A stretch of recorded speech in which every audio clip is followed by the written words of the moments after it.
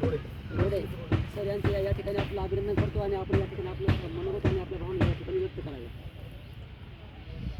या ठिकाणी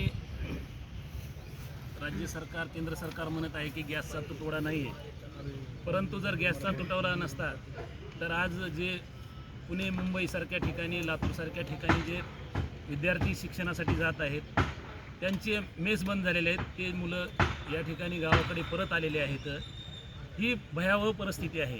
त्याचबरोबर जे संस्थान आहेत, देवस्थान आहेत, समजा शिर्डीसारखं संस्थान असेल, पंढरपूरसारखं संस्थान असेल, वैद्यनाथ मंदिरसारखं संस्थान आहे, या ठिकाणी जे अन्नप्रसाद चालू होते ते जे 50% ते 30% आलेले आहेत. त्याचं कारण एकमेव म्हणजे की गॅस उपलब्ध नाही.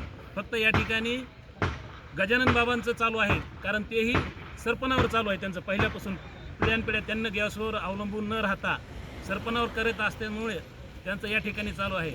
तर ही भयावह परिस्थिती आहे.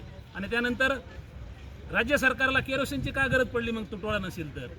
हा एक मोठा प्रश्न आहे. जर तुमच्याकडे गॅस जर असेल तर रॉकेलची उपलब्धता तुम्ही का करून दिलेली आहे?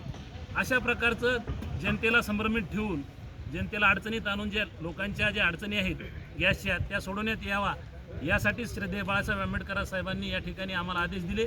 त्या आदेशाचं आम्ही पालन करून या ठिकाणी आंदोलन केलेलं आहे व जनतेचे प्रश्न तात्काळ मार्गी लावेत ही शासनाला आमच्या आंदोलनामार्फत निवेदन करण्यात येत आहे. या ठिकाणी आपण सर्व वतीने या ठिकाणी आंदोलन सुरू आहे. परंतु या ठिकाणी आपल्या सर्व पदाधिकारी आणि सर्व मान्यवर या ठिकाणी अतिशय मोलाचं या ठिकाणी मार्गदर्शन केल्याबद्दल सर्वांचं